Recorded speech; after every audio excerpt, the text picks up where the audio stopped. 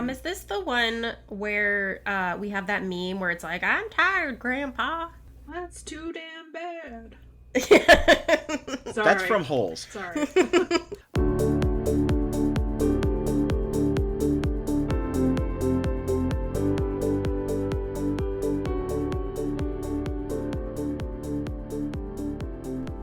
Hello, welcome to Bite Me Fanboy, a comics podcast. I'm Kate. I'm Tom. I'm Jordan. And I'm Kirsten. And today we will be talking about Supergirl, Woman of Tomorrow, written by Tom King, art by Bilquis Evely, colored by Matthias Lopez, and lettered by Clayton Cowles. I am going to throw it over to Jordan for a quick summary. All right. So I have gotten Tom to talk about a Tom King story in this one. So I have the deluxe edition, which has a letter from him in the beginning where he's kind of explaining where the story came from. And he notes that he wrote it for his daughter, which I thought was really sweet. Yeah. And she had like one of her ideas. So spoilers right up top. An idea from her was what happens to Supergirl if she is under a green sun. So that little plot point came from his daughter. How old was the daughter? I think he said she was 11, so this was during COVID when they were kind of all trapped together. So I'm guessing he explained to her all the different suns and stuff? I think it sounded like she's reading comics, and like Supergirl is a good one for younger readers. Oh, okay. So even this story, it's not super graphic, and so like I probably wouldn't give this story to an 11-year-old. I might give it to like a 13-year-old. I would have thought this was the coolest thing in the world if I read this at 11. No, I would have loved it as an 11-year-old. As an adult, I would not have given this to an 11-year-old. Yeah, no, as an adult, I would say, listen, I can't give you this. However, it is a really cool comic, and then just left it on the table and walked away. Yeah, this comic is not going to scar your child. There are some things that you would want to talk to your child after they read this. All right. So, issue 1, first thing that drew me into this comic is the colors and the art. The art throughout the entire comic is beautiful.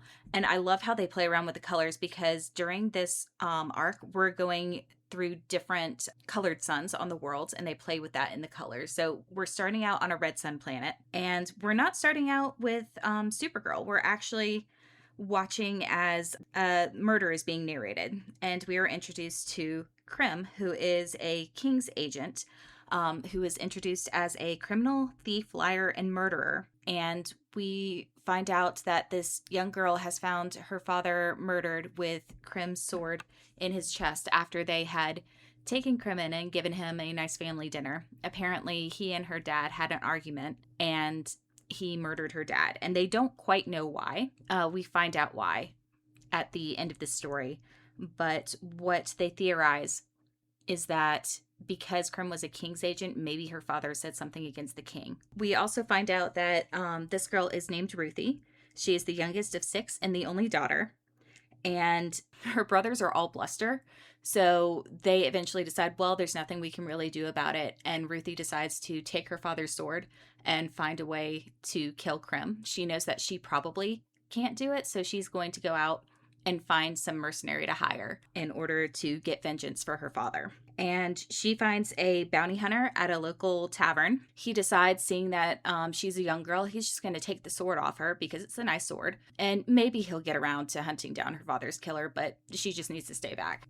She says that this isn't going to happen. And as he goes to attack her, Supergirl intervenes. A very, very drunk Supergirl, because this is a Red Sun world. And we have found out this is where she is spending her 21st birthday. She has come to a Red Sun world specifically because the Red Sun will drain her powers, allowing her to get drunk. She beats up this bounty hunter, gives the sword back to Ruthie, tells her it's probably not a great idea for her to hunt down her father's killer, and is trying to dissuade her from this path. And I love the line, just, we don't kill people, it's bad. It's great to see, like, you know, a girl who is like getting her first buzz when she's 21, and then suddenly is like, oh God, I'm an adult with responsibilities. I need to stop this child from doing something horrible. So she is trying to, while also, you know, drunk, do the, you know, no killing superhero speech that every superhero gives, which is nice because it's, you know, slightly different from how you would see it in a lot of other superhero stories because it's normally the same speech. So, Also, a lot of the time, she's like, well, she has to think. This Kara is my favorite version of Kara, to where she's like, well, she kind of has to think about it before she's like, yeah, we probably shouldn't kill people. And then she often hears her cousin's voice in her head going, no, we probably shouldn't be doing that. Anyway, Supergirl, after giving the sword back to Ruthie, is ready to head off the planet. And so she's going back to her ship because, again, she can't fly currently in this planet because it has a red sun. Ruthie follows her and watches as Supergirl is suddenly shot with an arrow through the chest. Turns out the bounty hunter was upset that Supergirl had beaten him in a fight. And this is, again, a depowered Supergirl and a drunk Supergirl. Beat him pretty badly in a fight. So he found Krim and decided to tell him that, hey, this girl is trying to hire people to hunt you down. So Krim decides to go on the offensive and take out whoever Ruthie had hired. As Supergirl takes an arrow to the chest, we see Crypto, her dog, who, seeing that Supergirl is hurt, immediately goes after the person who shot him. Again, Crypto is a superdog because of the yellow sun as well. So he is also depowered. Crypto gets hurt, and Supergirl just casually, with arrows in her chest, walks up to Krim and the bounty hunter, grabs the sword in her bare hand, even though it cuts her, rips it out of the bounty hunter's hand, and Krim flees. So he goes and takes her ship and is gone. And we see that Supergirl and Crypto are both hurt, possibly dying. And that's where the first issue ends. It ended. That's how the story ends, by the way. No. The end. That's the end. Okay. That's the end of the series. Spoiler for all the animal people. So if you want to stay and figure and see what happens at the end, skip over the next couple seconds. But for all the animal people like me who will throw a book across the room if an animal dies, Crypto is fine. I promise you, Crypto is going to be fine. However, I'm just putting a however in there because we're going to come back to this, Jordan. You and I have a disagreement over whether it's an animal that is hurt. I think we'll get to it. Uh-huh. But Crypto is fine. I will say again, he is put in danger, but he's going to be fine. All right. So Ruthie manages to get, Supergirl and Ruthie manage to get Crypto to a healer. So Supergirl again is also injured, but she is not injured as badly as it seems Crypto is because the arrow that he was shot with was tipped in poison. And Supergirl tells Ruthie that in order to create an antidote, they have to get the exact poison that was used, and maybe the vet can create an antidote for him. This is how Ruthie and Supergirl end up traveling in it looks like it's just like a basic transport. So it's a space bus. Space bus, yeah. It's Space Greyhound.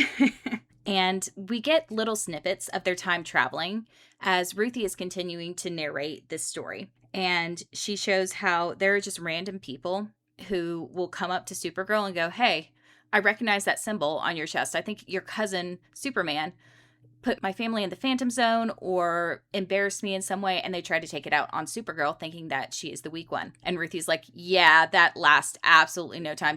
Superman is the nice one. Jordan, I have to ask, you said the Phantom Zone. What's the Phantom Zone? An interdimensional prison.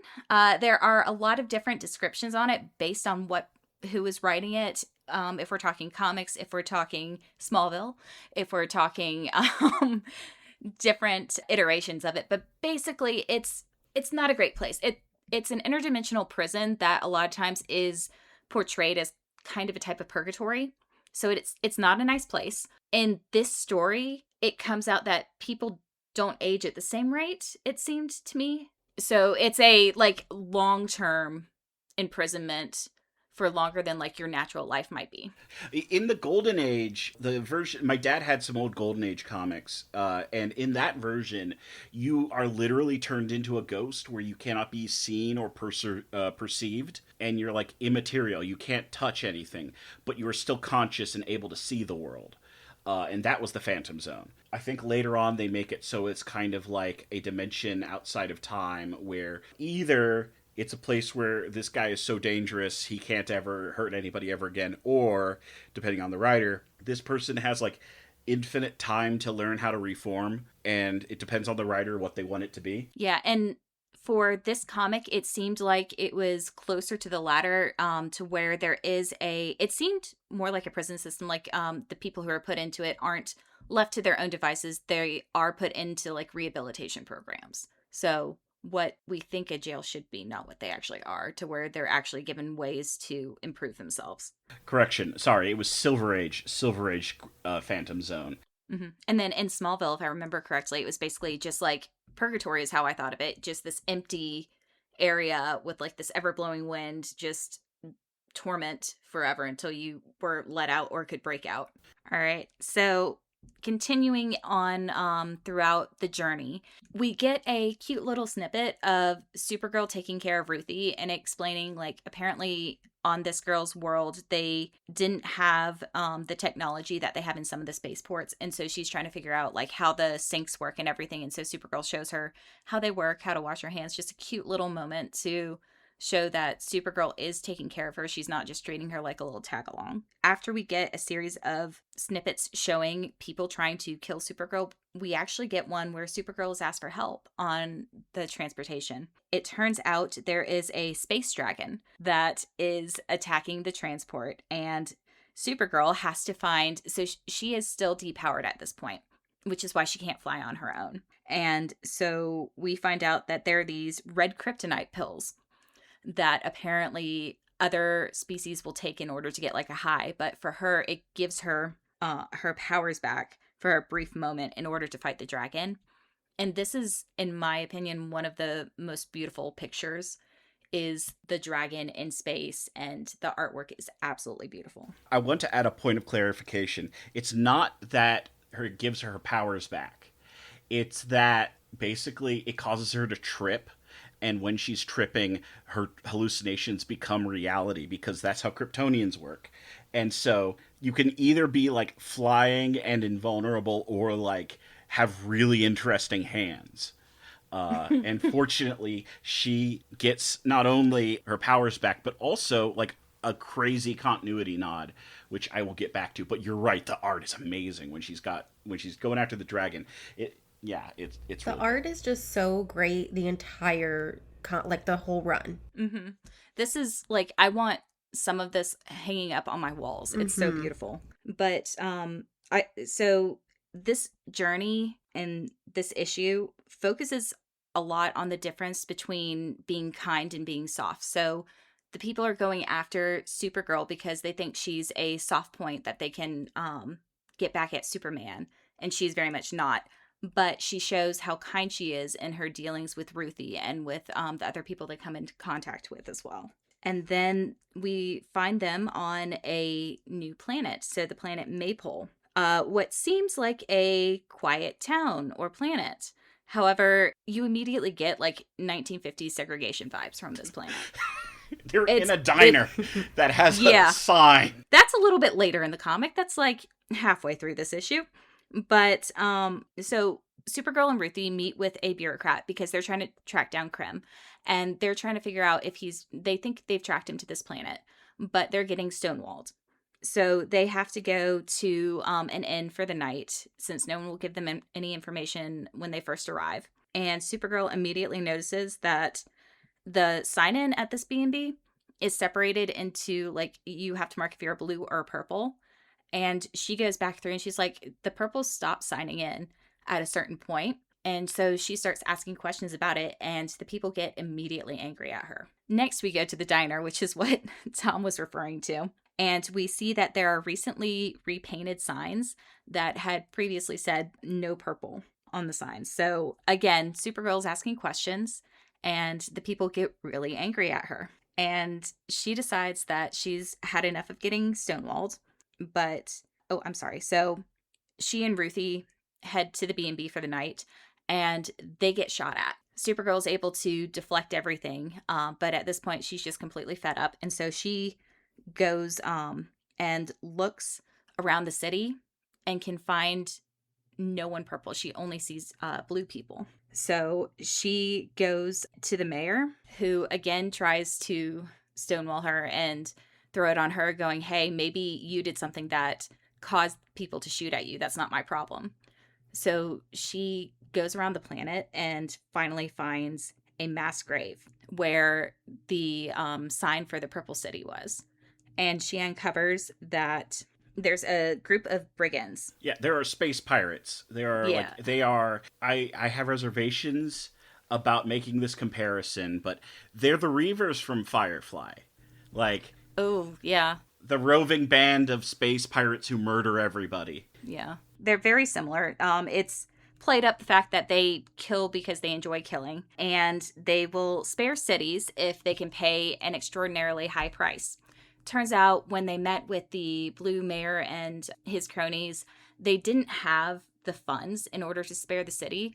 So they threw in that the brigands could murder the entire Purple City as well with the payment. So Supergirl finds out that that happened and is furious. And then she also gets from them that this is where Krim met them and decided to become part of their brigade. So now that they have a new trail, Supergirl and Ruthie are able to follow this trail throughout the galaxy, following all the murder and mayhem. And they come across different survivors as they're going through the trail. And I think it's really interesting how they aren't just like finding people and leaving them.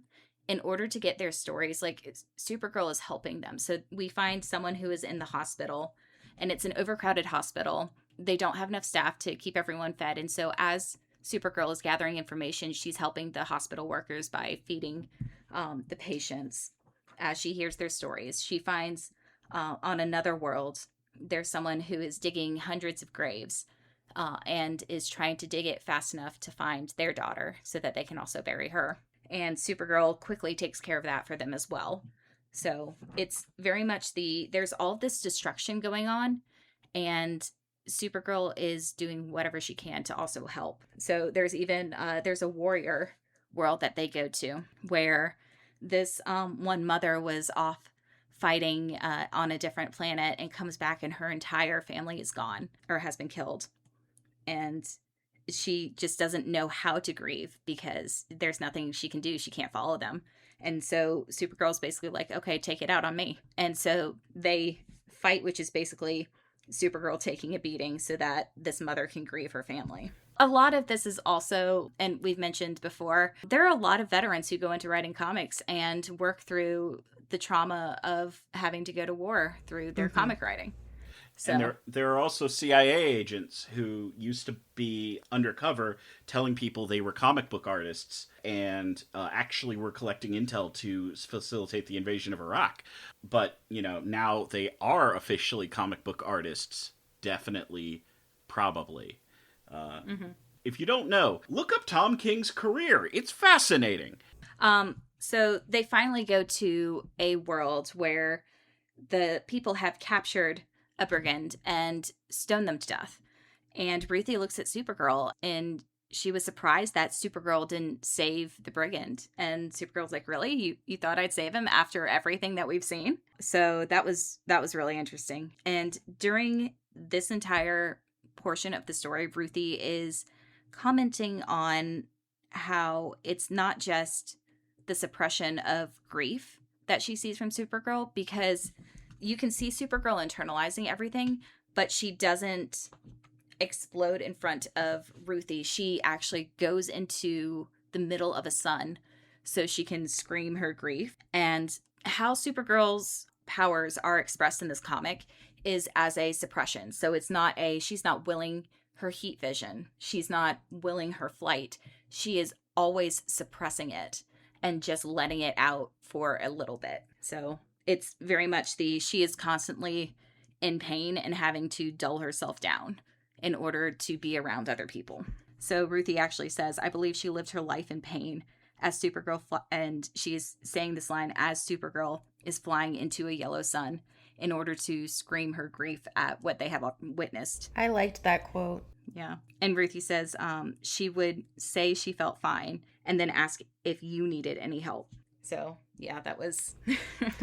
So finally, after this little interlude, they are able to track down Krim again. Turns out he has a magic item called the Mordru Globe, which is created by killing 1,000 living, breathing beings. So not necessarily, I didn't want to say people because these are different civilizations in Sentient the universe. beings. Yes. Sentient beings, whether they're human or otherwise. It's like you have to kill a whole lot of people to make them. And it's not just like in another pursuit. It has to be specifically you are killing them to create this magical item. It's like a CAPTCHA, but are you this evil to make this? Mm-hmm. You must type in the number of people you killed and what you see in the fuzzy box and identify all the bicycles before you can officially make this thing. You have to be evil. It's like the Philosopher's Stone from Yes. Yeah. Fullmetal Alchemist. From Full Metal Alchemist. Yeah. You got to make it out of a bunch of people. Yeah. And so seeing that they have finally caught up to them, Krem teleports them away using this globe. And we find out that he teleports them to a green sun planet. And this is where Tom King gives his daughter an explanation of what a green sun would do. And Supergirl says she recognizes what this is. And it was a prison created for Superman because the green sun basically poisons Kryptonians. And we find out that Superman said it was the worst pain he had ever been in, the worst thing he had ever endured, and he was there for 45 minutes before he was rescued by the Justice League. Supergirl has to wait until the sun goes down, which is in 10 hours, and so that she can rescue herself. Ruthie manages to get her to a semi-defensible position because we find out that it's not just that the sun is poisoning Supergirl. There are monsters on this planet, which they say monsters, I say dinosaurs. Yeah. There were monsters for anyone who's a I Think You Should Leave fan. There are monsters on the world. It is a planet, a veritable planet of the dinosaurs. Which I love because I love dinosaurs. I did not love they were trying to eat Supergirl. But Ruthie actually manages to take up her father's sword and defend Supergirl against the first monster that attacks them. Then they are beset by pterodactyls, basically, but flying monsters that are scavengers of the monster that Ruthie killed. And Supergirl wakes up for a split second before they're both about to be eaten in order to like fry the pterodactyl coming directly at them with her heat vision before she passes out again from pain. And I love what she says there. When they look at it, she says, "It's a bird. It's a plane. No, it's Supergirl." And she falls asleep again. But they manage to make it through the day and into the night. And that's actually one of the quotes Ruthie has once they make it through to the night and Supergirl gets her powers back and get them off the planet, where she says, "We had made it through the day and into the night, which I suppose is all one ever does." But I also liked the little like poke at Superman going, he could barely take it for 45 minutes. Supergirl could take it for 10 That's hours. right. And she had to rescue herself. Yeah. All right. So Supergirl and Ruthie again catch back up to Krem, who he's got has another one of those. Yeah. So he's not only done that evil thing once, he did it twice. Mm-hmm. But Supergirl knows that he probably has it and is able to prepare against it. This is also, though, where we get a vision of how Supergirl remembers Krypton dying. And we flash back, and this is the quote that they used in the trailer for the movie that is coming out. So as of recording this, the new Supergirl movie has not come out, but it's going to be based on this comic run by Tom King specifically. This comic run by Tom King. Yeah. And the line is, "Krypton didn't die in a day. The gods are not that kind." So we go through what Supergirl went through, watching her planet die, and she counts it basically 3 times. So there was the original explosion, and she watched as her city of Argo that her father was able to protect with a force field was the only surviving portion of the planet. So she says there were 18,000 people originally on Argo. And then they figured out that even though the city had survived the explosion, it was still irradiated. And people, including her mother, were dying of radiation poisoning. They figured out that they needed to put lead shielding around the planet. But by the time they managed to do that, another 13,000 of the original survivors had died of kryptonite poisoning. So there are only 5,000 survivors left. They're basically, it's not even that it's their planet, it's that they're in a city with a dome over it that is floating through space, and slowly the ground is turning into kryptonite, because kryptonite is just parts of Krypton that became radioactive after the planet blew up. So yeah, they're like racing against before the ground turns into cancer. Mm-hmm. And a year after surviving on that piece of the planet, another meteor storm hits them, which punctures the atmospheric zone that her father had put up to protect them. So now they're losing their atmosphere, and it's also destroying the lead shielding that they had put to prevent them from getting radiation poisoning. So that was when her father, who was then himself dying of radiation poisoning, builds a rocket for her, because he figures at least his daughter can survive, and that's all he has time to do. So he tried to protect people, was unable to do that, but he's going to try his best to protect his daughter. This is where she says that this is the third time she had to watch her world die. She was 14. If anyone ever asks why Supergirl has issues, Clark was a baby. He does not remember Krypton. She does. She remembers it. She was supposed to actually, in many versions of the story, be like the teenager who was going to help care for Clark when he was found, or Kal-El when he was found. And that because the spaceships, suspend their animation, Clark has landed and become an adult on Earth when she gets out of the pod. And so she is now, her entire purpose was save the one surviving Kryptonian. And turns out he actually already did. So she is now just like, oh great, now there's just, I don't have my purpose, and I am one of like the two, if you count the dog, 3 last Kryptonians, and then 3 plus however many Kryptonian villains you have still around. I was gonna ask, so the reason that she is younger than Kal-El or Clark is because of like kind of the way that they were shipped off in their rockets? Yeah, Yes. they were suspended animation when they're sent in the rocket. So like they're frozen. They're little popsicles. And then Clark got because Clark was fired off right when the planet went off, and was headed directly towards, I think, the nearest habitable planet, which was Earth, or something like that. There's something about Earth, because that's why all the Kryptonian stuff ends up there. He was fired off at Earth, and then she was sent later on, and it still took so long for them to reach there. Like it is a matter of, basically they only started aging again when they got out of the Tupperware. Oh. Mm-hmm. And a lot of times, like depending on the story, but a lot of times her rocket gets knocked off course, which is why it takes her longer to get to Earth too. Yeah, I think in Smallville, like it got damaged so it didn't open, and then someone, like it was in a river and a dam got built on top of it. So after a villain blows up the dam in Smallville, it finally like causes the emergency fail-safe, and Kara comes out in Smallville. I remember that was the plot point. In the animated series I grew up with, she never got on a rocket, I don't think. I think Clark was looking for survivors of Krypton, and he found, if not that city, then a spaceship from Krypton that was from that city, and he finds her as the only person whose suspended animation pod still works.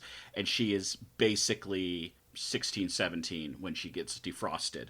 And it's also, that was when she went in. Yeah, she's typically a teenager when she arrives at Earth and when she meets Clark, and he's typically an adult. All right. This is also where we meet Comet, who is the super horse. So that is how she escapes the Mordru spear the second time, is Comet is able to get her like outside of the universe, because that's how fast he can fly. So what it is that the Kryptonians' weakness, one of their biggest weaknesses is magic. There is nothing they can do that is like able to subvert magic. And you'd think, oh, these guys wandering around in space normally don't have to deal with that. But then when everybody figures out that, hey, I saw a witch turn Superman into like a rabbit for this funny comic, they're like, oh, okay, so we'll stockpile all the magic. Thing is, Comet the Super Horse is not, in fact, Kryptonian. Comet is a character who is magic related.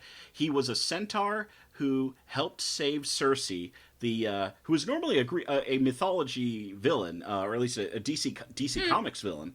Yeah, I know. Okay, I know. But in DC Comics, she is normally a villain. And she was like, I'm going to thank you. And what wish can I grant? He says, well, I don't want to be a centaur anymore. I want to be whole human. And she said, okie dokie. Problem is, either something goes wrong, or a comet is nearby, or she's just not used to doing spells that cause good things to happen. And so instead of being a whole human from a centaur, he becomes whole horse. And then he can only turn back into a person if there is a comet in orbit nearby.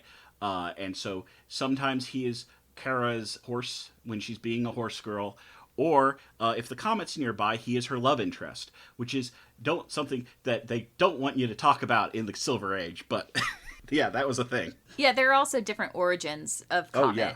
Because the one that I read was he angered a witch and got himself cursed to be a horse. Oh, yeah. So there's so many versions of Comet. And then, of course, there's also the 90s Comet. The 90s Comet we do not talk about.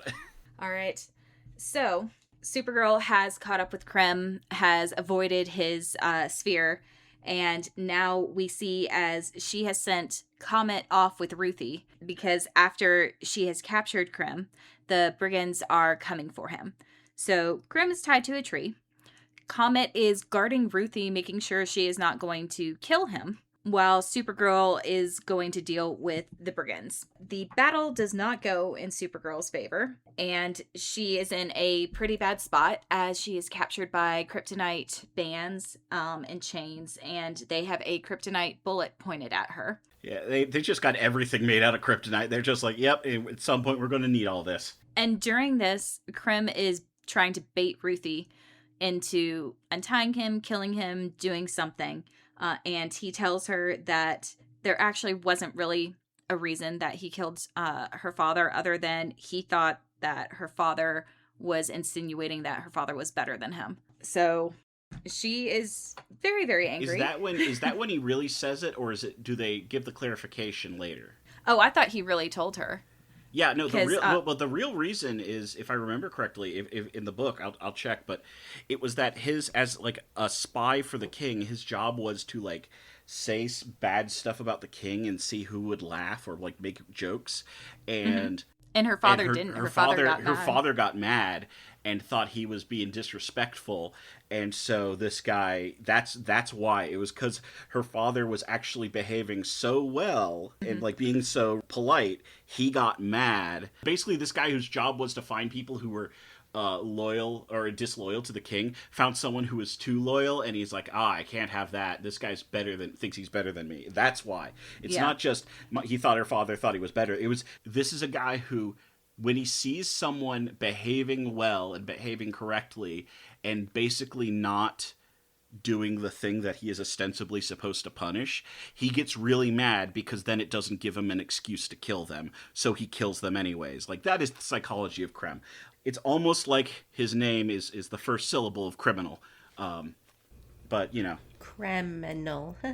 Yeah. The line I was picking up was, and all the while imagining himself my better because he didn't like a joke I'd told. Yes, exactly. So, exactly. Yeah. But Comet is getting upset because he hears that Supergirl is in danger. And so Ruthie has to convince Comet that she is not going to kill Krem if he goes and saves Supergirl. So that's what she tells him, and Comet goes off to go save Supergirl. And then we see Ruthie pull out her blade and turn towards Krem. So she uncuts his binds because she is not going to just kill a defenseless man like he killed her father.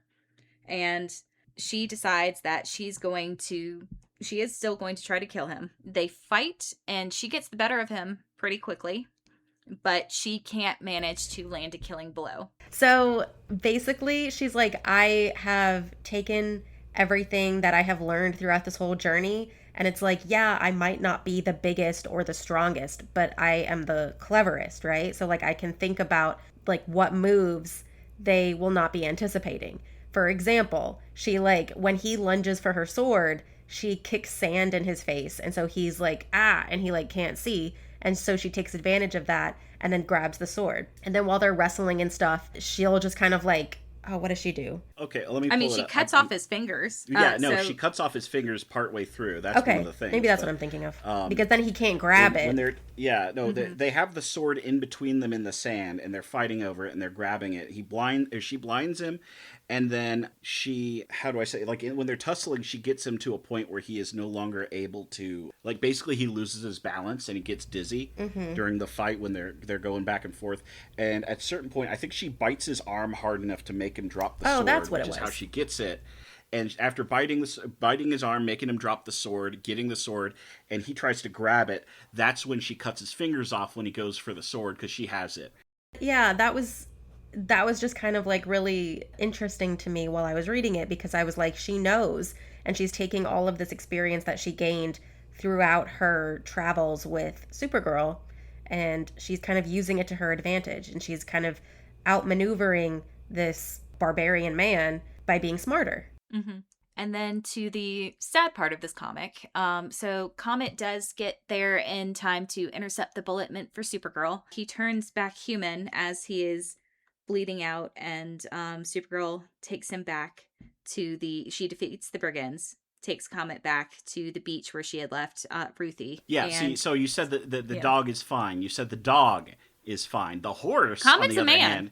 hand, he turns into a man, but he's also the horse. He is the super horse, and the horse does die. So like, this is a big, like, we need to let all of the horse girls know, because like, they need to be warned as much as the dog people. I was a horse girl growing up. Comet's a guy. He is both. We don't see a dead horse. We see a dead man. I see. Mm-hmm. And then Ruthie is having a crisis because she was unable to kill the man who killed her father. And Supergirl picks up the sword, and we are kind of unclear for a minute what happens, whether or not she kills him in this moment. Because we see so Ruthie goes back with all of their journey. So she sees Supergirl teaching her how to take care of herself, comforting her after they found the mass grave, Supergirl helping to bury the victims of the brigands and fighting off the people who were tracking them. And we then cut to the future, and we see an old Ruthie and an older Supergirl and Crypto, who is now healed. Crypto's fine. We find out that Supergirl was lying to Ruthie when she said that Crypto was poisoned. He was actually fine. She was giving Ruthie an excuse so that it didn't seem like she was taking pity on her when she was going to help her hunt down her father's killer. We also find out in this that Ruthie, not only was she telling us the story, she was apparently writing this down as a story. And in the written story that she had, she wrote that Supergirl had killed Krim. Part of this was an agreement with Supergirl because Supergirl did not want the brigands to continue hunting down Ruthie. And we find out as they're talking that Krim is actually still alive. Supergirl had put him in the Phantom Zone. He's in a collectible trading card. That's what it looks like. The Phantom Zone thing looks like she pulls out a little, like, I have one of those, and it has Pikachu, and he turns into a Raichu if you adjust it. Mm-hmm. But it has now been 300 years for him. And at the very end, he is begging Ruthie to forgive him because they say that he's been rehabilitated. But Ruthie finally gets her chance to kill the man who murdered her father. And after she does that, she and Supergirl go their separate ways with little Crypto bouncing off into the sunset. She doesn't kill him, though. No. Ruthie kills him. No, she bonks him on the head, and then he, like, puts his hand on his head. The entire point of this story was that, like, Supergirl was instructing Ruthie on why there is more to life than killing. Like, that's why, yeah. She bonks him on the head, and he falls over, and then when you see him lying on the ground, he puts his hand up to go where he got bonked on the head. But the last one is him just laying still on the ground. I assumed he died. Oh, I didn't see that. And I was like, no, Tom King officially confirmed that he did not die. Oh, that's disappointing. Jordan! No, that's the whole point of the story, Jordan! No, I thought she got old and was like, you know what? Fuck it. I should have killed him. And like, bam. Yeah. Did it. Exactly. Because it's the whole, it took him 300 years to ask for forgiveness. I don't care. That's antithetical to everything in this book. Like Gandalf says, are you the one to bring justice to these people? Can you do that? I can certainly try. One of the inspirations for this story, and people will say it's literally a ripoff, and after thinking about it and True Grit? rereading it, I'm like, it is not a direct ripoff, but it is clearly riffing on True Grit, the Western novel. And part of the entire point of True Grit is that, like, the guy who killed the main character's father is in fact not worth it, and going to kill him is in fact like a journey that absolutely, like, while she does make friends with Rooster Cogburn and they, and LaBeef, and they have like a complicated relationship and all that, like, it leads to just lots of death and violence, and she ends up, I don't remember if it's in the book, but I know in the movie, the most recent movie, she loses an arm for it. And Tom, is this the one where we have that meme where it's like, I'm tired, Grandpa? That's too damn bad. Sorry. that's from Holes. Sorry. But, like, the point of the book was, like, deconstructing revenge quests as, like, a story. And it's like, yeah, no, like, she had to go, and basically she ends up losing an arm, and is, like, absolutely, her life is not ruined, but she pays Forever a really changed. bad price. Because Ruthie gives an entire speech, because Supergirl is, like, holding a sword up to Krem's throat, and it's very, like, as someone who has read What's So Funny About Truth, Justice, and the American Way, this is the old L family trick, which is act like you're about to break your moral compass, and people will be like, oh man, no, I don't want you to do this, you're better than this, and then it'll make them have to talk themselves into being a better person, because that's what Superman does in that book, in What's So Funny About Truth, Justice, and the American Way. So, like, that's just their family trick of, like, guilting people into becoming better people. But yeah, like, again, sending someone to prison for like 200, 300 years, and then, like, he's finally able to recognize what he did, and then immediately killing him is, like, a bad joke. I'm down for it. Well, what's the point of keeping him alive for that long? So he can suffer. That's just... Okay, so Again, okay. I have We're going to have some take engines for this. okay, yes. Before we get there, which we will, which of the, like, side planets, because we did a lot of planet hopping in this story, which of the side planets was your favorite? Dinosaur. Yeah, so I didn't like the fact that Supergirl was getting hurt on that planet, but yeah, dinosaurs. Listen, just give her, like, a lead suit and let her go see dinosaurs. I actually I didn't like the purple and the blue one. Oh, yeah. 1950s racism planet? Well, I thought it was so interesting, Maypole. and I feel like that could be, like, its own spinoff. Like, there was a lot to unpack Oh, yeah. there. Oh, yeah. There's a lot there that just we don't get to see, and it's like, it is there to show why Krem is so evil, because, like, he had an idea that was so evil. All of the evil faction of evil all turned, looked at this guy and said, man, that's fucked up. Yeah. Oh yeah, I forgot to mention the killing the purple people was Krem's idea. Yes, that's why. Yeah. That is why he joined up with the Brigands, is because they were like, "What should we do?" And he's like, kill half the population." So what did we think about Supergirl as a character? I loved her. I thought she was great. And we were talking a little bit off mic about how Jordan was unsure of how I would take to this character. But I thought that she was so three-dimensional. She was believable. I think as readers, like, you just immediately sympathized with her, because even if we didn't have to, like, go and see exactly what happened with her planet, just the fact that, like, she is the sole survivor of her people. Well, okay, the second survivor of her people. There's a revolving door of how many Kryptonians are alive at a point. Oh. We'll get to that in a moment. Okay. We'll get to that. I have a thing about that. Okay. But okay, so she is one of the last people from Krypton. And I think that she is understandably upset by that, and angry, and emotional, and yet she still finds it in her heart to help other people. Like, she still goes out of her way to help people and be kind, and I loved it. So what does everybody else think about her? This is actually where I'm coming in with this. So the Supergirl I grew up with is what's called post-crisis Supergirl. One day we will have to talk about the crisis, but that's a lot to talk about. But basically, DC editorials said, okay, we're going to streamline this universe, make it a lot easier for people. It's going to be, a much clearer, simpler, all that. Like, and one of the rules was Superman can be the only survivor of Krypton. No Supergirl, no Krypto, no Comet the Superhorse, and then they brought in like their own weird version of Comet the Superhorse, which is just not handled in a great way. But basically, you end up with, well, people are like, well, we're fans of Supergirl. What can we do? And while she does get to make some appearances, like as a ghost, that no one can remember, there's actually a really good Christmas special where she is like kind of doing the Clarence role to somebody. It's just they don't know who she is because they don't know about Supergirl. Later on, they bring in. There's an alternate universe Lex Luthor who's a good guy who creates a weird, like, synthetic creature called the Matrix.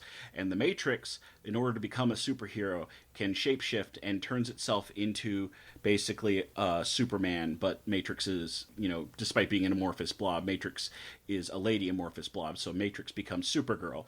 And then later on, Matrix finds a lady who's dying named Linda Danvers.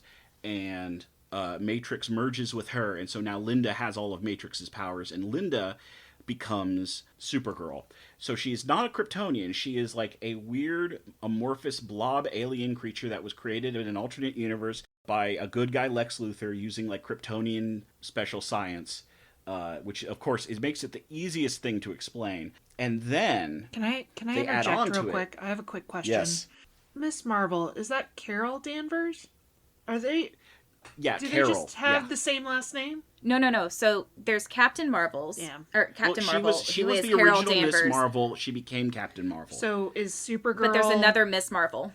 Is Captain Marvel just Supergirl, but for Marvel? Okay, so that is a long question. Okay, so I don't know where I was Carol going with Danvers. that. They've got the same Carol name. Danvers is a character from the Captain Marvel series. Captain Marvel was much more of like a space alien, like a space alien, not a alien that was raised as a human.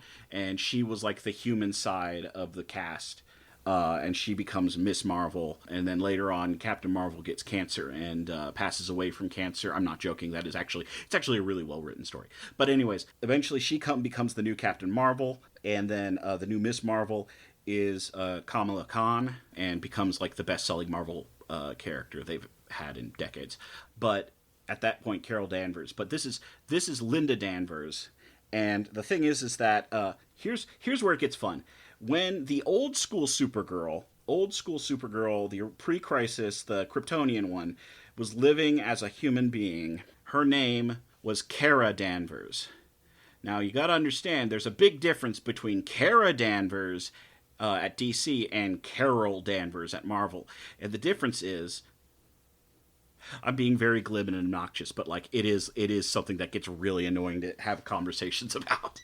So you're not wrong, Kirsten. You are not wrong. I'm just saying they've got the same name, basically. Well, one of them has powers based on alien physiology and lives on Earth with a secret identity. Is a blonde and is heavily associated with kind of a gold color palette. The other one is okay. But yes. But here's what I'm getting to with the 90s one. So that 90s story, which was so complicated, they then said, you know what? Now she's an angel. How about that? And I'm going to be honest, when they made her what they called the Earthbound Angel of Fire, the art was really rad. When she was really using her powers, you would have like these fiery wings coming off of her, like wings of light and wings of fire. And also it gave her more of a red color palette, which is a lot nicer than the gold that like makes her look like, Captain Marvel. But like the wings of fire. And so that's why I love the nod in the dragon fight when she takes the reds and it makes her feel basically like indestructible. It makes her feel powerful. And you get to see the 90s Supergirl in that fight, even though it's still Kara. It's Kara Zor-El or Kara Danvers on Earth. But she's got the big 90s, the Linda wings. There's also other characters. I know of another Supergirl named Sierra, who I've not read anything about, but one of my friends says that's her favorite Supergirl, so I gotta at some point read Sierra's story. But there are the Supergirl I grew up with is a very different Supergirl than this one. And then later on, years later, they officially, someone got the writers, some of the writers got the okay to say, yes, we can bring back the Kryptonian Supergirl. And so then they brought her back, and so now when people talk about Supergirl, it's another Kryptonian. But like for a very long time, you had to have the Earthbound Angel of Fire. Kirsten, did you like the Supergirl? It was fine. I dropped off heavily when Crypto got hurt. So literally the The first one, issue. Here's the thing. Like, I knew he was fine. He was at the vet. He was doing his thing. But I was like, nah, they hurt a dog. I'm out. So I still read it, but I mean, they hurt a dog, and like, I can't abide by that. Okay, the character of Supergirl, not the story. Did you like the character of Supergirl as she's portrayed in this? I liked her at the end when she looked like she was about to just like murder that guy. Okay. That does fit in with Kirsten's preferred character type. So I will say this is one of my preferred versions of Supergirl, to where she's allowed to be angry. Of course she is. She's the one that you thought killed somebody at the end. Yeah. Well, so I actively avoided Supergirl growing up because, I mean, I'm not going to read a story about a blonde cheerleader. I don't care about that. And I don't think she's a cheerleader. Okay, she's in a tiny mini But if you skirt save the on most of her cheerleader, you covers. save the world. Yeah. But, okay, as a girl going into a comic store, I am actively avoiding that comic. Because I'm going, that is not for me. So you're saying you're not like other girls. No, I said as a girl in a comic store. You're gonna get in trouble. So I think most girls in a comic store are not going to pick up the blonde cheerleader because that's clearly written for men. I disagree because of the popularity of Sailor Moon demonstrates otherwise. Okay, how Sailor Moon comics are drawn, or manga is drawn, versus how Supergirl is portrayed a lot of times on her comics is very different. So it's more male gazy than Sailor Moon is. Yes. But I started reading Supergirl when she was introduced in the Legion of Superheroes. So there was a Supergirl in the Legion of Superheroes, and I had been reading the Legion of Superheroes comics. And I'm like, okay, so maybe she's not so bad. And that was kind of how I was introduced to her. But she was very one note. Mm-hmm. It was very much the reason I don't typically pick up Superman comics is he's the good boy. He's boring. I know that's not always, we've discussed this, that's not always the case. I am staring at you right now, and you cannot see it, but I am just staring at you and the copy of All-Star Superman that I gave you.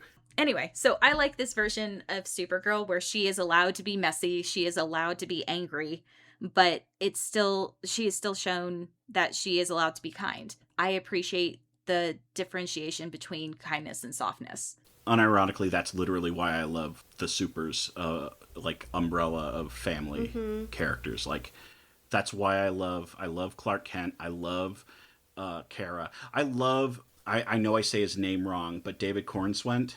I love his version of Clark because of that. Like, he is like a guy who understood the assignment of, he is a guy who will deliberately look goofy if it lets a kid feel safe coming up to ask for help. Mm-hmm. But also at the same time, he is absolutely not going to tolerate, someone being malicious out of politeness. He's good. He's not nice. He's good.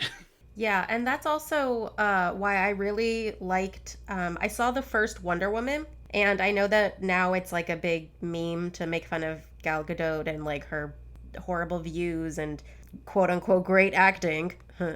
But this was the first time that I was exposed to the story of like Diana Prince and like Wonder Woman and somewhat like comics in general, especially like a female-led comic story. And I loved her and like loved her portrayal of her. And it's like what we're talking about. Like, she was so kind and like good and wanted to help people. And like, I love that. Yes. It's the aspirational aspect of superheroes that I love. It's the idea of someone who has clearly like flaws in 3 dimensions and all that, but they also are able to inspire and bring out the best in other people, which is something that like the best people I know do. Mm-hmm. Okay, so we are going to take a quick break and then we will be right back.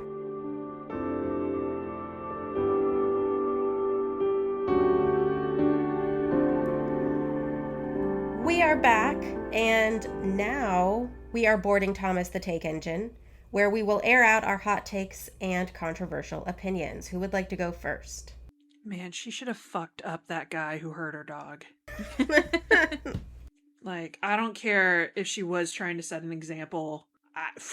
No. Well, but then she would have taken the kill away from Ruthie, who, like, that was her mission for a lot, right? Yeah, but she's trying to be like, oh, don't do it, you know? What a turn of events it would have been if, like, the whole time she was like, no, you should forgive him. It's fine. And then she shows up and she's like, you fucked up my dog.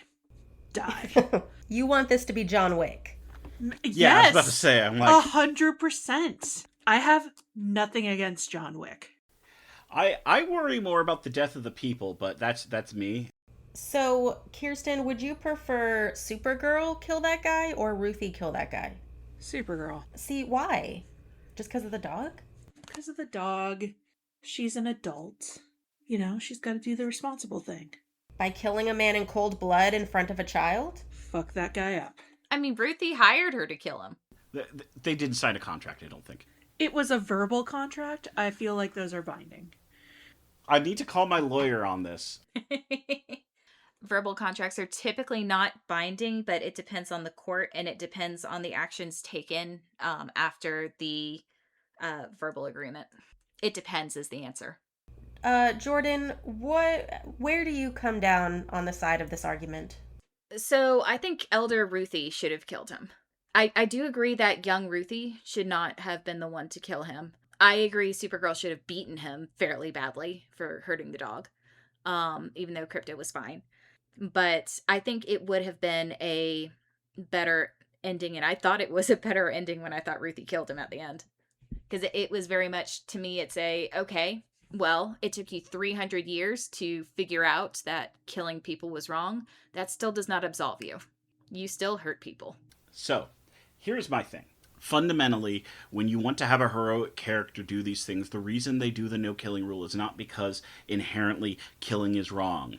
What it is that you are trying to refute the villain's ideology, and a lot of these villains have an ideology related to just being able to express violence upon people for no reason, or like however they feel like it. So, fundamentally, having this guy go after everybody and being like just a massive killer, while in a real life practical scenario, this guy gotta go. He has clearly proven himself because he was in jail. He was in prison when the brigands found him, and they broke him out of prison and made him join and brought him in. But in terms of a story, you are trying to refute the villain's ideology.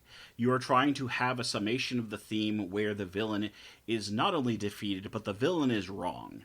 And that's part of why stories have satisfactory endings. The villains have to be beaten ideologically, which is why Krem shouldn't be killed by Ruthie or Kara. I'm not saying he shouldn't be killed, period, but you have him offered that chance and then him do something that causes his own destruction. Again, it refutes his worldview, it refutes his story. So if Krem was going to die, it would have to be by his own bad machinations and by the consequences of his actions. But I firmly believe, we've talked about this before, it's in the Batman Noel episode, I firmly am against them killing, because them not killing is part of the ideological victory at the end. Hear me out.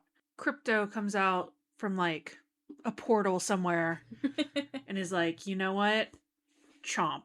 And have you seen the new Superman movie? No. It's good. Okay, we're watching that You for have to movie night. We are watching that for movie night. I'm not going to say anything about it, but just based on what you suggested, I am going to say you need to watch the new Superman movie. I mean, I would be down if they portaled in one of those dinosaurs and he just went chomp. Yeah, no, again, like I said, have him get brought down by his own thing. If the orb sends him to that planet, and he's like, yeah. hey, he'd be like, yeah, I'll be fine. It's a green sun. That only affects Kryptonians. I'm some other kind of alien. I'll be fine. And then the dinosaur just steps on him as it's walking by, not even paying attention. That's him being brought down by his own, hoisted by his own petard. Okay. I am going to move us into best and or worst drip. So the best or the worst outfits. Before we talk about the outfits, though, I just want to kind of use this space to talk about the art because the art was just so beautiful. Every single page was gorgeous. It is peak 70s sci-fi. If you like the Flash Gordon movie, anything like that, just imagine that, but also it's the cantina scene from Star Wars with how the aliens look. The art is absolutely breathtaking for some of this stuff. Okay, but did the brigands kind of look like Treasure Planet? Oh, well, the Yes. brigands look like Treasure Planet meets the various weird bounty hunters in Star Wars. Like the Empire Strikes Back, they have like a whole line of them standing there, and like it's like if those guys were the cast of Treasure Planet. But just the skies, they're so beautiful. It's not just like a one note sky. Like on every planet, it's different. Their clouds are different colors. The skylines are completely different. And you can see like different star formations. And occasionally they're like shooting stars on different planets within everything. And all the different suns actually look like you can see the different gas clouds and the different like heat levels are different colors, and it's just so everything is so well done, and it's just absolutely beautiful. I can't even pick so one of my favorites is the dragon, because I love dragons, and then the space dragon with Supergirl as a phoenix over it. So it's a full page spread, and it's just, you get the blue of the dragon at the bottom and then the red of Supergirl as the phoenix at the top. It's just amazing. Yeah, it's the art is really good. I love the one where she is standing over it with there's two panels actually, or two pages back to back where she is flying over the space dragon, and they're both absolutely great. I looked up how much this artist's art sells for. Bilquis Evely art is, the price is so high it makes me sad because I would really love to buy this. Like, I might just be like, hold on, let me see if I can blow this up and print it on something. I mean, honestly, worth it. The Yeah. art is beautiful. Yeah, listen, it's worth it. It's worth it. It's just my wallet cries when I look at a $7,000 piece of art. Wow. Right? But I will say, this is one of the less offensive Supergirl outfits as well. Oh, yeah. So she actually is mostly clothed. She's not a pinup model, which is nice. Yeah, no, like, to explain what Jordan meant with the male gaze of a lot of stuff. So this is art that actually is, like, good. It does Supergirl. It does the normal outfit. It just also isn't creepy about it. I just sent y'all a picture. This is from when the Kryptonian Supergirl is reintroduced to DC Comics. That's a good version? No. Okay. Woman of Tomorrow is the good version. I sent you what, the vibe of DC Comics when Kara gets brought back. It's a storyline called The Supergirl from Krypton. Basically, she shows up, and for whatever reason, while Clark was, a baby wrapped in a blanket and, like, had a diaper and stuff, she lands on the planet and is a naked teenage girl. Clark finds her and basically gives her his cape as, like, a towel. And and then when the Justice League come to visit and see, like, why was there a spaceship crashing down on a planet, he's like, hi, this is my cousin from Krypton. And I'm just like, Considering her dad put her in the rocket, I doubt that's how she was. Yeah. Yeah, he just put his naked teenage daughter in the rocket. Like, what even, like, is that? Like, again, this is like how we are reintroducing Kara Zor-El, the Kryptonian Supergirl, the original Supergirl. We are bringing her back into DC Comics continuity. How do we want to introduce her? Butt naked. Let's just butt naked with too many questions and, like, weird implications. Anybody have any other thoughts about outfits before I move on? I thought Ruthie's, like, headpiece or hair, I don't really know what it was in the beginning, was the best. Yeah. I don't know what was happening, but I loved it. Yeah, she's got, like, it's kind of like a helmet. It looks like an old, like, Bronze Age helmet with a tassel on the back of it. But yeah, Ruthie's vibe was cool. Okay. What about best words or best quotes that we found in the story? I liked when it said, "And I howled not out of fear, but in recognition at the vicissitudes of the universe that conspires both to kill us and to keep us safe from harm. I thought that was beautiful. Yeah, so good.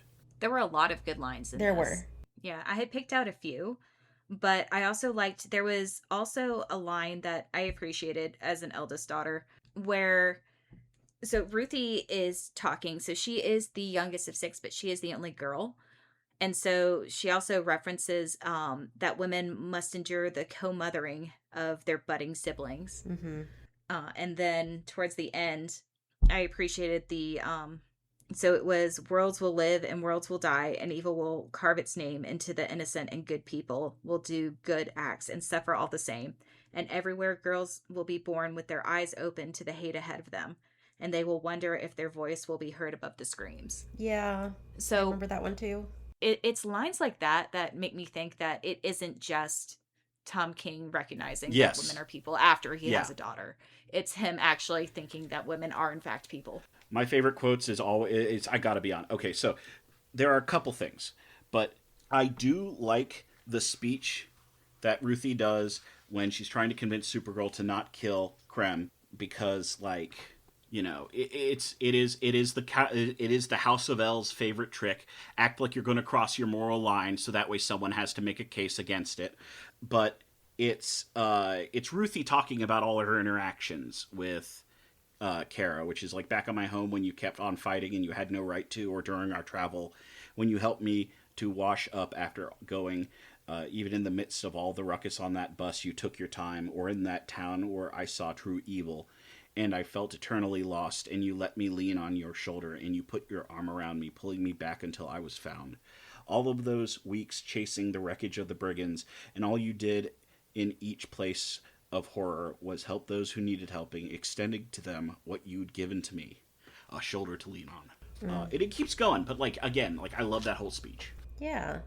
And also, Jordan mentioned it a little bit before when she was doing the summary, but that one where they kind of reframed Kara's powers as like her holding back, instead of just kind of like blowing up as this like huge alien kind of like all powerful being. She physically was holding herself back every single day, and wow, that must be so painful. But she continues to do it because she doesn't want to hurt people. And I had never thought of it like that. Yeah, there's a great speech, and I don't know if it's based on an older comic, but it is like the famous speech about Kryptonians, which is called the World of Cardboard speech, which is it's a Superman speech, but it's like, hey, listen, I've spent my entire life terrified I was going to break something or someone. It was an entire world of people made of cardboard.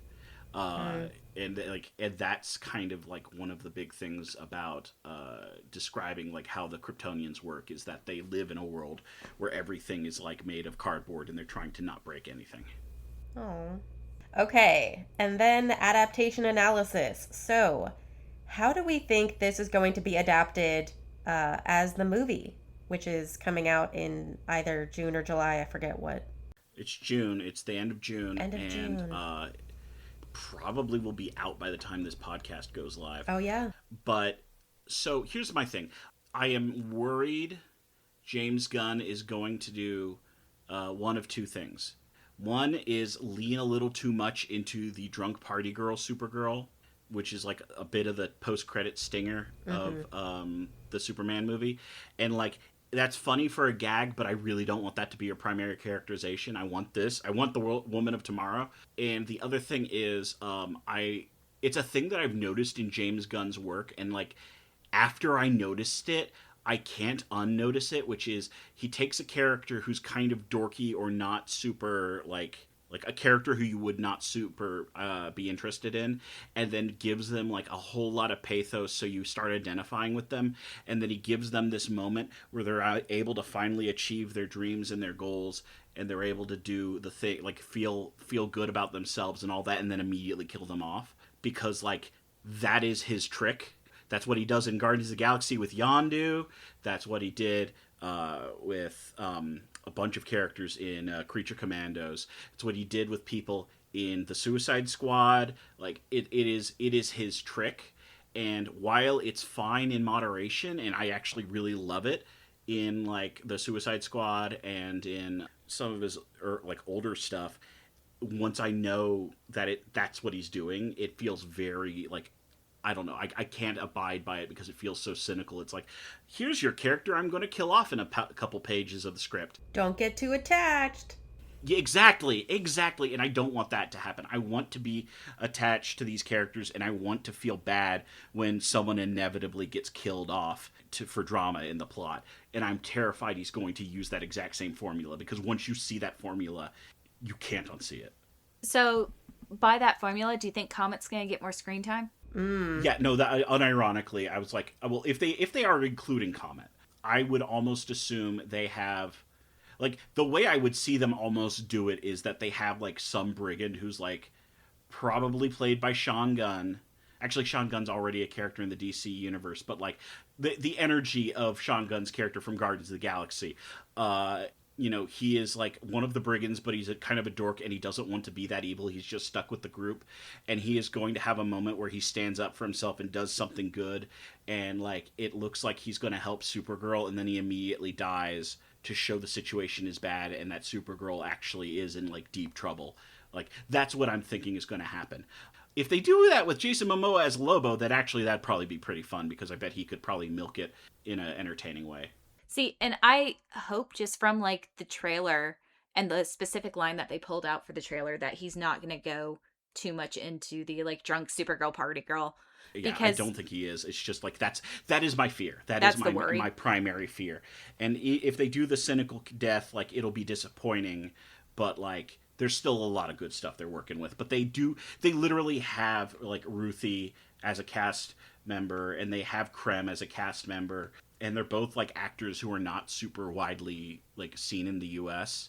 So I like that. I like seeing actors who are not here is this popular actor that everybody always casts for everything, So I'm not sure if this alleviates any anxiety, but James Gunn did not direct nor write this movie. Oh, Yeah. who directed it? Craig Gillespie. He's an Australian-American film, television, music video, and commercial director. I know that name from something. He did Cruella. He did I, Tonya. Oh, Yeah. I liked both of those. I was going to say I liked I, Tonya. Oh, he did Lars and the Real Girl. And Fright Night, yeah. Oh, okay, yeah. No, the Fright Night remake. Mm-hmm. But Lars and the Real Girl is like, I don't know how much it holds up, but between like I, Tonya and Lars and the Real Girl, I think he has the capability of doing good flawed characters. Then again, like I said, I have not rewatched Lars and the Real Girl for a long time, so I don't know if it's actually like I don't know if it's as solid as I remember it. Hopefully, like when this comes out, it'll be out and everybody loves it and everybody has a great time, and they all talk about how Jason Momoa was great as Lobo, and Millie Alcock stays off of the internet and gets to have some nice time with whoever she loves, and does not have to deal with comic book fans ever, because I mean, perfect like visual casting for the Supergirl too, because she looks like the comic book character. Yeah. And it's also supposed to be a younger Supergirl because it's her 21st birthday. Mm-hmm. Yeah, it's also nice that they actually have someone who looks the age of the character. Mm-hmm. It's like there's a lot of stuff where they're just like, yeah, here's teenager, and they have like someone who's in their 30s, and I'm just like, this is very weird to look at somebody who's my age as the teenager. Mm-hmm. I'm excited for it. Okay, so finally, if our wonderful listeners liked this iteration of Supergirl, liked the story, liked the run, what do you recommend they check out next? Especially if you like the art, Wonder Woman Historia. So that is Kelly Sue DeCondrick as the writer, but it is the I believe Bilquis. Yeah, Did the art for that one. Yeah, this same artist. There is a lot of really good space opera comics that have like the big feelings that this comic has, and there is one that is like kind of one of the big influences on a lot of other ones, and it's called I believe it's called Valerian and Laureline. It is a sci-fi series that was written in like the 60s, but it is basically like one of the big trendsetters for sci-fi adventures in comics, especially in space. It's heavily informed by your older stuff with your Buck Rogers, your Flash Gordons, and all that sort of thing. But it is the one that, like, later on you will see, like, you see stuff from Valerian and Laureline as in Star Wars, in the Fifth Element, pretty famously is like an adaptation of the comics without having the license to use any of the proper nouns. So if you like, it's like the Fifth Element meets Woman of Tomorrow. I'm going to recommend the comic book series Saga. It's basically Okay, that is not a child-friendly one. No, I was going to say, if you're an adult. Yeah, no, it's for sure very mature and like, yeah. Saga was not for me. So I got through the first volume, not for me.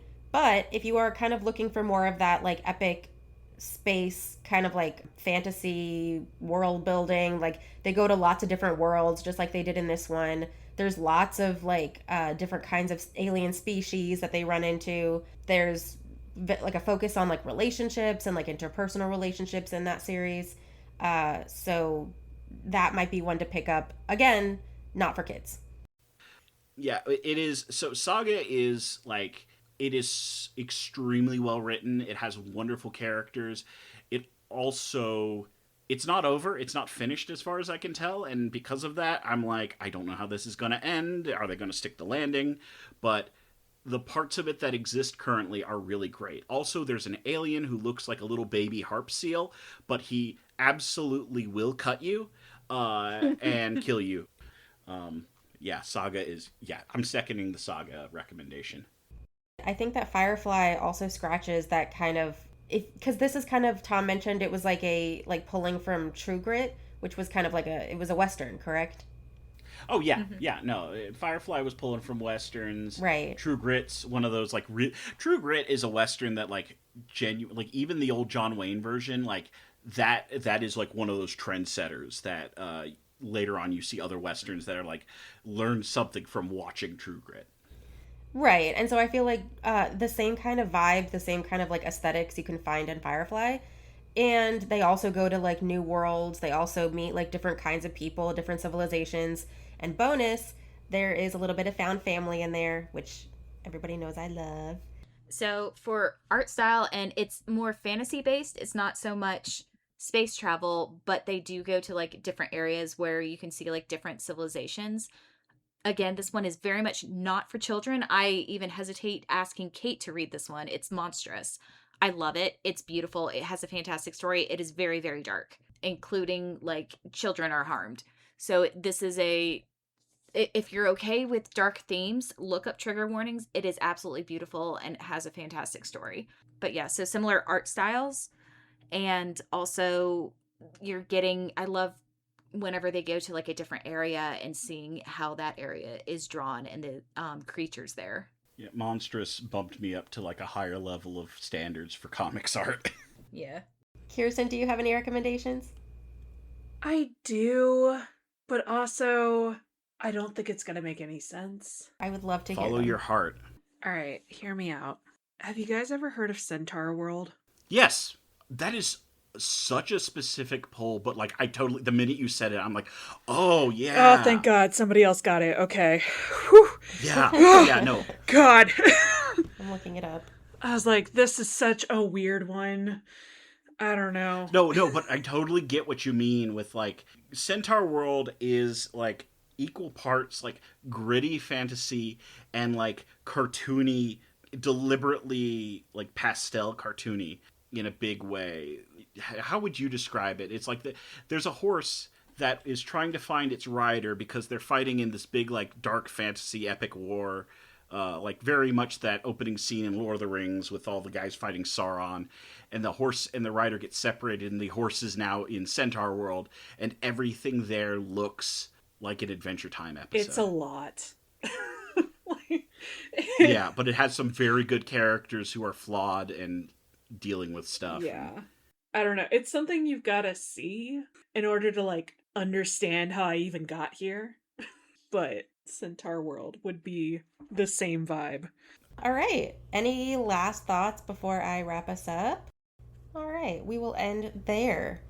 Thank you for joining us on Bite Me Fanboy, a comics podcast. If you enjoyed the show, don't forget to subscribe, leave a review, and share it with your fellow comic fans. Also, please consider supporting us via Patreon at patreon.com/Bite Me Fanboy, where you can listen to episodes before they go live and unlock special bonus content. We will see you next time.